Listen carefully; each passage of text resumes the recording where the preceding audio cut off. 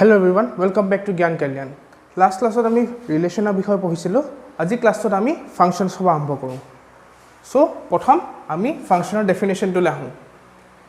প্ৰথম কথা হল function is a special kind of relation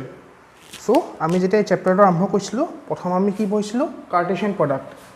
product পঢ়া বছৰ আমি গম পালো যে যেটো আমি ৰিলেশন পঢ়িলো ৰিলেশনটো এটা সাবসেট হয় কাৰ্টেশিয়ান প্ৰডাক্টৰ দুটা সেটৰ যেটো কাৰ্টেশিয়ান প্ৰডাক্ট থাকে ৰিলেশনটো তাৰ সাবসেট হয় তাৰ পাছত এতিয়া আমি গম পাম যে ফাংশনটো এটা স্পেশাল কাইন্ড অফ ৰিলেশন হয় প্ৰথম কথা ফাংশন এটা ৰিলেশন হয় বাট তাৰ এলিমেন্টস যিকিটা আমাৰ এটা যদি ৰিলেশনৰ এলিমেন্টসবোৰ কি ধৰণে থাকে অৰ্ডাৰড পেয়াৰ হিচাপে থাকে a, b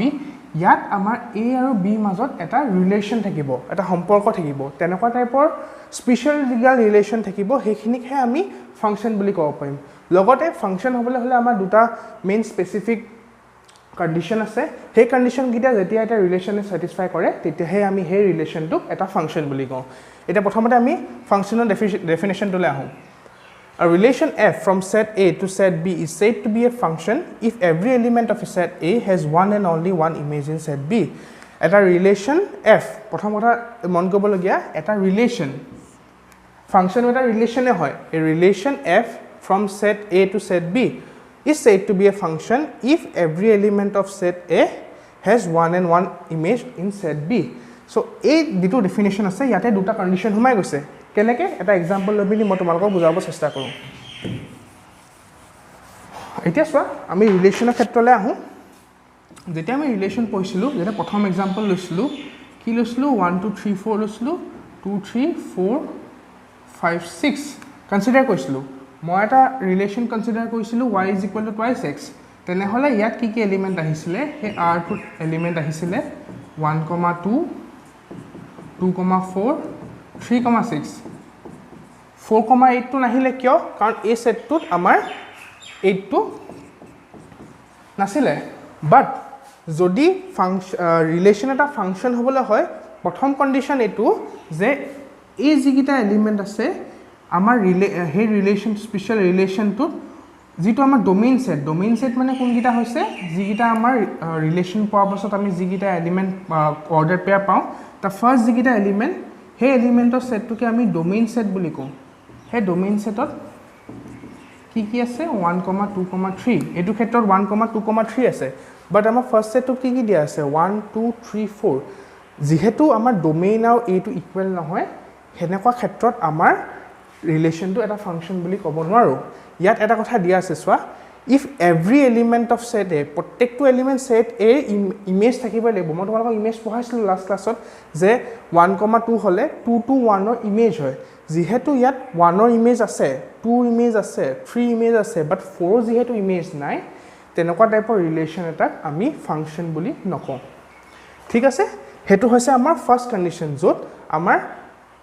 ফাংশন হ'বলৈ হলে ৰিলেশন এটা প্ৰথম যিকিটা এলিমেন্ট আছে প্ৰথম যেটো সেট আছে হে গুটেই সেটটো এটা ডোমেইন সেট হ'ব লাগিব তাপা সেকেন্ড কন্ডিশন এটা হম আৰু এটা মই एग्जांपल লৈ লৈছো যেনিবা ধৰি লওঁ আমি ৰিলেশন এটা পালো মই এই ৰিলেশনৰ এলিমেন্টস গিটা লিখি দিছো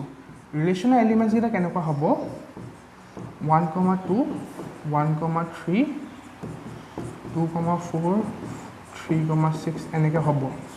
এতিয়া চোৱা এটো ক্ষেত্ৰত যেনিবা মই যেটো domain first set second set consider কৰো তাত যেনিবা ফাৰ্স্ট সেটটোত আহিছে 1 2 3 সেকেন্ডটোত আহিছে 2 3 4 6 ধৰি লোৱা এতিয়া চোৱা এটা মন কৰিবলগীয়া যে এটো ক্ষেত্ৰত আমাৰ কি আহিছে 1, 2 কনসিডাৰ কৰিব পাৰিছো 1, 3 কনসিডাৰ কৰিব পাৰিছো লগতে 2, 4 কনসিডাৰ কৰিছো 3,6 এটো ক্ষেত্ৰত তোমালোকে দেখিছা যে 1 2 3 তিনটা আহিছে মানে এটো ক্ষেত্ৰত ডোমেইন সেটটো ডোমেইনটো গুটেটো a হ'ব তেনেহলে আমি যেটো ফাৰ্স্ট কন্ডিশন কনসিডাৰ কৰিছিলো যে এভৰি এলিমেন্টৰ কন্ডিশনটো হে কন্ডিশনটো আহি গৈছে বাট ইয়াত সেকেন্ড কন্ডিশনটো ইমপ্লাই নাই কৰা কিয় কাৰণ সেকেন্ড কন্ডিশনটো আমাৰ কি দিয়া আছে every element of set A সেটৰ has one and only one image in set B সেটত খালি এটাহে ইমেজ থাকিব লাগিব এটা এলিমেন্ট A সদায় B এটাহে ইমেজ থাকিব বাট এটা তোমালোকে চোৱা এটো ক্ষেত্ৰত 1 ৰ ইমেজ কি হৈছে 2 1 ৰ ইমেজ কি হৈছে 3 যেহেতু 1 ৰ দুটা ইমেজ পাইছো তেনেকুৱা টাইপৰ ৰিলেশনকো আমি ফাংশন বুলি নকওঁ So basically আমাৰ দুটাই কন্ডিশন আছে ফাৰ্স্ট কন্ডিশনটো হৈছে যে every element of set A গুটেইটা এলিমেন্টৰ ইমেজ থাকিব লাগিব লগতে প্ৰত্যেকটো এলিমেন্টৰ ইমেজ এটাই হ'ব লাগিব ইউনিক হ'ব লাগিব এটাতকৈ বেছি হ'ব নোৱাৰে ঠিক আছে তেনেকুৱা টাইপৰ ৰিলেশনকে আমি ফাংশন বুলি কওঁ এতিয়া আমি চাওঁ ৰিয়েল ফাংশন মানে কি এতিয়া আমি পঢ়িম প্ৰথম real valued function A function which has either R or one of its subset as its range is called a real valued function. যেতিয়া আমি ফাংশন এটা কনসিডাৰ কৰিম ফাংশনটো যেটো ৰেঞ্জ পাম যেনেকৈ ৰিলেশনৰ ক্ষেত্ৰত আমি ডোমেইন ৰেঞ্জ পাইছিলো ফাংশন যেহেতু এটা স্পেশাল কাইন্ড অফ ৰিলেশনে হয় ফাংশনটোৰ যেটো ৰেঞ্জ হয় হেতু যদি আমাৰ ৰিয়েল নাম্বাৰখিনি পাওঁ বা ৰিয়েল নাম্বাৰ সাবসেটছখিনি পাওঁ তেনেকুৱা টাইপ অফ ফাংশনটোক আমি ৰিয়েল ভ্যালুড ফাংশন বুলি কওঁ ঠিক আছে নেক্সটলি ৰিয়েল ফাংশন মানে কি A real valued function কোনটো এটো যত আমি গম পাওঁ যে ৰেঞ্জ সেটটো সদায় সাবসেট অফ R নহলে R হ'ব তো ৰিয়েল ফাংশন এটা প্ৰথম কথা হ'ল ৰিয়েল ভ্যালুড ফাংশন হয় যত ডোমেইনটো আইদাৰ R এটা ৰিয়েল নাম্বাৰ হয় নহলে subset of A real number হয় ৰিয়েল ফাংশন মানে হৈছে যত both ডোমেইন আৰু ৰেঞ্জ দুইটা ক্ষেত্ৰতে আমাৰ যেটো ডোমেইন বা ৰেঞ্জ হয় তাত তোমাৰ দুইটা ৰিয়েল নাম্বাৰ হয় বা ৰিয়েল নাম্বাৰ সাবসেট হয় এতিয়া আমি কথাটা চাওঁ যে ফাংশন এটা আমি ধৰি লওঁ a পা b লে এটা আমি ফাংশন কনসিডাৰ কৰি লওঁ প্ৰথম কথা হ'ল ইয়া এলিমেন্টখিনি কেনেকুৱা ইয়া এলিমেন্টখিনি এটা যেহেতু আমি ফাংশনটো এটা স্পেশাল কাইন্ড অফ ৰিলেশনে হয় আৰু ৰিলেশনত কি পাইছিলো ফাংশনখিনি ৰিলেশনৰ এলিমেন্টছখিনি এনেকুৱা অৰ্ডাৰ পেয়াৰ থাকে এতিয়া চোৱা লাষ্ট ক্লাছত আমি পঢ়িছিলো যে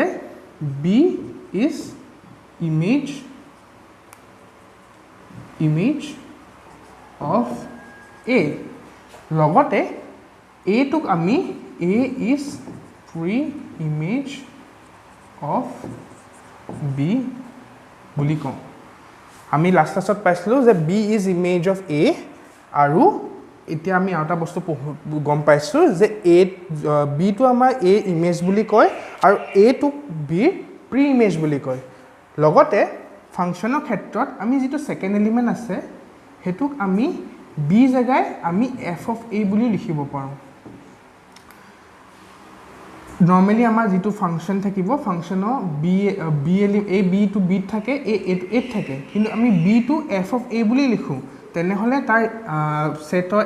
এইবোৰ কেনেকুৱা থাকিব এলিমেন্টছ বোৰ a, f a ফৰ্মত থাকিব যত b equal to f a হয়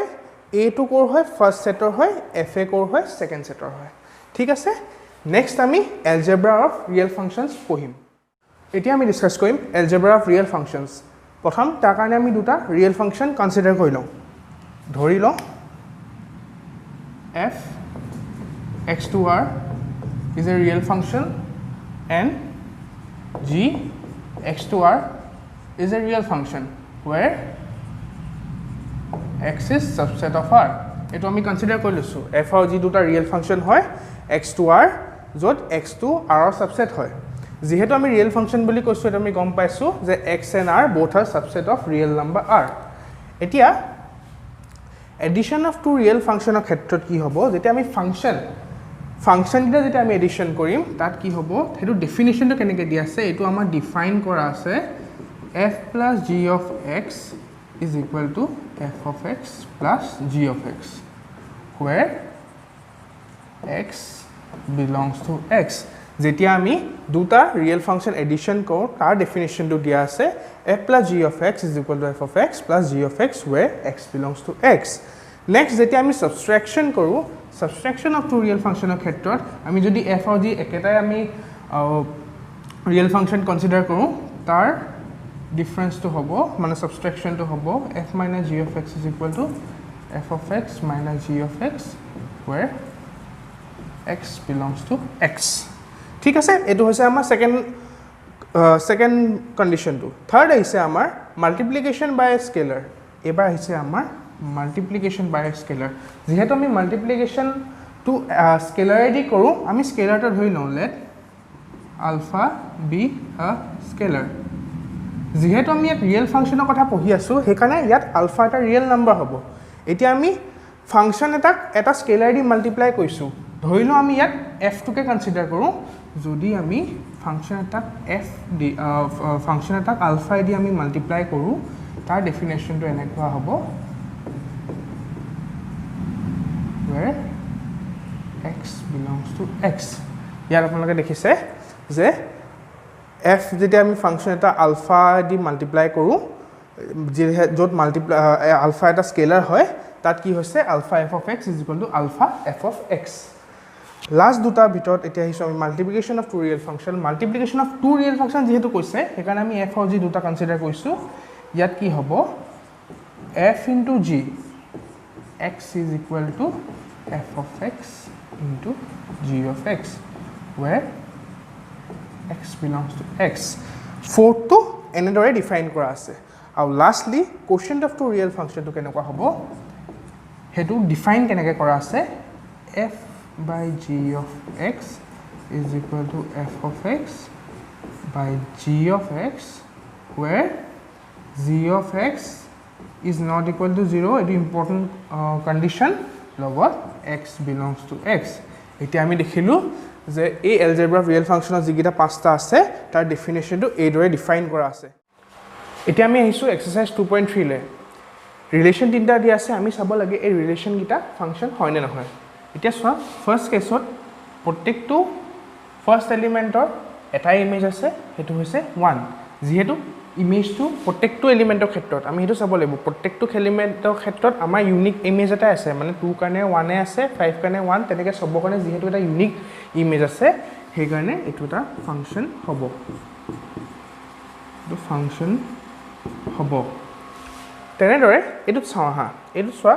প্ৰত্যেকটো ফাৰ্স্ট এলিমেন্ট 2 4 6 8 10 12 14 ৰ এটা ইমেজ আছে হেতু হৈছে 1 2 3 4 5 6 7 ৰেসপেক্টিভলি সেইকাৰণে এটো ক্ষেত্ৰটো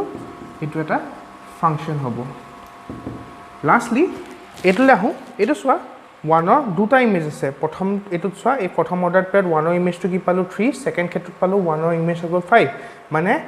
এলিমেন্টছৰ এটো ৰিলেশ্যনৰ এলিমেন্টৰ ইউনিক ইমেজ নাই 1 ৰ ইউনিক ইমেজ নাই দুটা ইমেজ আছে 3 আৰু 5 সেই কাৰণে এটো ফাংচন নহয় not a function এনেকে যদি আমাক ৰিলেশ্যন কিছুমান দিয়া থাকে এই যিকিটা আমাৰ ৰিলেশ্যন ফাংচনৰ কন্ডিশন হেগিটা স্যাটিসফাই কৰে নে নকৰে চাই পিনি আমি ক'ব পাৰো whether this given relations are functions or not এতিয়া আমি বেলেগ এটা কোৱেশ্চন লৈ যাওঁ এতিয়া আমি আৰু এটা কোৱেশ্চন কনসিডাৰ কৰিছো কোৱেশ্চনটো হৈছে find domain and range of the given real function ফাংচনটো কি দিয়া আছে fx = modulus of x এতিয়া চোৱা ইয়াত বস্তুটা মেনশন কৰা আছে যে ফাংচনটো এটা ৰিয়েল ফাংচন হয় তেনেহলে আমি এটা বস্তু গম পালো যে যেটো ডোমেইন হ'ব বা যেটো ৰেঞ্জ হ'ব দুইটাই r বা সাবসেট অফ r হ'ব এতিয়া চোৱা আমি ইয়াৰ ডোমেইনৰ ৰেঞ্জ উলিয়াব লাগে প্ৰথমে আমি ফাংচনটো যেটো ইয়াত মডুলাস ফাংচনটা দিয়া আছে মডুলাস ফাংচনৰ ডেফিনেশ্যনটো কেনেকুৱা ধৰব লিখি লৈছো এটো হয় x when x is greater than or equal to 0 এটো হয় -x when x is less than or equal to 0 বাট আমাৰ f of x কি দিয়া আছে minus modulus of x দিয়া আছে যদি ইয়াত মাইনাস দিয়া আছে ইয়াত আমাৰ মাইনাস আহি যাব সো ইয়াত কি হ'ব প্ৰথম ক্ষেত্ৰত -x হ'ব when x is greater than or equal to 0 x হ'ব when x is less than 0 এটো less than 0 এতিয়া বস্তুটা চোৱা fx is defined for all x belongs to r এটা বস্তুটা চোৱা যে x ৰ ভ্যালু আমি যদি যিকোনো এটা ৰিয়েল নাম্বাৰ লওঁ এটা ক্ষেত্ৰত আমি দেখিব পাইছো যে এই যেটো আমি f of x পাম হেতু সদায় এটা ৰিয়েল নাম্বাৰে পাম যেহেতু এটা ৰিয়েল ফাংচন হয় আমাৰ এটা কন্ডিশন চাব লাগিব যে ডোমেইন সেটটো যদি আমি ৰিয়েল নাম্বাৰ গুটিখিনি কনসিডাৰ কৰো ৰেঞ্জ সেটটো আমি এটা হেই পাইছো নে ৰিয়েল নাম্বাৰ পাইছো নে এটো ক্ষেত্ৰত দেখিছো যে যদি আমি গুটেগাল ৰিয়েল নাম্বাৰছ ন তেতিয়া আমি যেটো ৰেঞ্জ সেট পাও হেতু আমি ৰিয়েল নাম্বাৰ বা সাবসেট অফ ৰিয়েল নাম্বাৰ পাও সেই কাৰণে এটো ক্ষেত্ৰত ডোমেইনটো কি হ'ব আমাৰ ডোমেইনটো হ'ব r মানে set of all real numbers এতিয়া ৰেঞ্জটো গুটেখিনি r হ'ব জানো ৰেঞ্জটো গুটেখিনি r নহয় কিয় নহয় এতিয়া আমি যদি x ৰ ভ্যালু ধৰি লোৱা এটো লিখিব নালাগে এটো জাস্ট মই বুজাবলৈ কৈ দিছো যদি আমি x ৰ ভ্যালু 1 লওঁ তেনেহলে fx কি হ'ব fx টো কি হ'ব so fx is equal to minus of f of sorry ইয়াত f of 1 হৈ যাব f of 1 টো কি হ'ব -1 তেনেহলে এটো -1 হ'ব যদি x ৰ ভ্যালু মই নেগেটিভ নাম্বাৰ এটা লওঁ f of minus 1 is equal to minus minus of 1 কিন্তু ইয়াত যেটা মডুলাস আছে এটো প্লাস 1 হৈ যাব মানে আলটিমেটলি এটো মাইনাস 1 এ হ'ব এতিয়া আমি দেখিছো যে x এর ভ্যালু আমি যি কোনো রিয়েল নাম্বার লব পাৰো যেহেতু আমি ডোমেইন টু r কনসিডাৰ কৰিব পাৰো বাট ৰেঞ্জ সেটত সদায় আমাৰ নেগেটিভ নাম্বার খিনি আহিছে বা যদি আমি 0 ল f of 0 তেতিয়া আমি 0 পাওঁ মানে ৰেঞ্জ সেটটো গুটে r খিনি নহয় বাট হেখিনি নাম্বাৰ যিখিনি নেগেটিভ হয় লগত 0 সেই কাৰণে আমাৰ g2 ৰেঞ্জ সেট হ'ব ৰেঞ্জটো আমাৰ এফালে 0 হ'ব এফালে আমাৰ মাইনাস ইনফিনিটি লৈকে যাব এইটো হৈছে আমাৰ ৰেঞ্জ সেট এনেকে আমি যদি ফাংশনটো ডিফাইন থাকে তেতিয়া আমি ডোমেইন আৰু ৰেঞ্জ উলিয়াব পাৰো এটো ক্ষেত্ৰত যেহেতু ৰিয়েল ফাংশন বুলি মেনশন কৰা আছে হেকাৰণে আমি এটা কথা গম পাইছো যে ডোমেইন আৰু ৰেঞ্জ দুইটা আমি ৰিয়েল নাম্বাৰ বা ৰিয়েল নাম্বাৰ সাবসেট পাব লাগিব হেকাৰণে আমি এই পদ্ধতিৰে আমাৰ এই অংকটো কৰিলো নেক্সট আমি বেলেগ এটা কোৱেশ্চন কনসিডাৰ কৰো এতিয়া আমাক দিয়া আছে কোৱেশ্চন নম্বৰ 3 তাত গিভেন দিয়া আছে fx = 2x - 5 আমি উলিয়াব লাগে তিনটা দিয়া আছে মই এটা লৈছো f of 7 যদি এনেকে আমাৰ f of 7 উলিয়াব লাগে আমি যত x আছে x ৰ জায়গায় 7 পুট কৰি দিম কি হ'ব তো 7 to the 14 14 minus 5 is equal to 9 আৰু এটা লৈ লৈছো যদি f of -3 উলিয়াব লগা হয় f of -3 উলিয়াব লগা হলে যত x আছে তাৰ জায়গায় মই -3 পুট কৰি দিম -5 সো এটো -6 হ'ব -5 হ'ব আলটিমেটলি এটো -11 হ'ব এনেকে আমি কোৱেশ্চন নম্বৰ 3 টো সলভ কৰো কোৱেশ্চন নম্বৰ 4 টো একে তাতো তোমালোকৰ t of c is equal to 9c by 5 plus 32 দিয়া আছে t of c দিয়া আছে তাত তোমালোকে t of 0 t of 26 তেনেকে উলিয়াব লাগে তাত তোমালোকে যত t আছে তাৰ জায়গায় যেটো নাম্বাৰ দিয়া আছে 0 দিয়া থাকিলে 0 পুট কৰিবা 28 দিয়া থাকিলে 28 যেনেকে যি নাম্বাৰ দিয়া থাকে তেনেকে পুট কৰি তোমালোকে সলভ কৰিব পাৰিবা এতিয়া আমি এই লাষ্ট কোৱেশ্চনটো কনসিডাৰ কৰিছো ইয়াত আমাৰ ৰেঞ্জটো উলিয়াব লাগে ফাংশনটো দিয়া আছে আৰু আমাৰ ডোমেইনটো কথা মেনশন কৰা আছে ফাংশনটো কি দিয়া আছে fx = 2 - 3x x belongs to r হয় x is greater than 0 ইয়াত সোয়া আমাৰ ডোমেইনটো দিয়া আছে x is greater than 0 তাপাই আহো আমি প্ৰথম সোয়া x is greater than 0 তেনে হলে thrice x is greater than 0 হ'ব ঠিক আছে যদি মই মাইনাস এটা সাইন দি দিও এই সাইনটো উল্টা হৈ যাব greater than to less than হৈ যাব 0 আগত মাইনাস দিয়াটো একে কথাই হয় 0 হ'ব আলটিমেটলি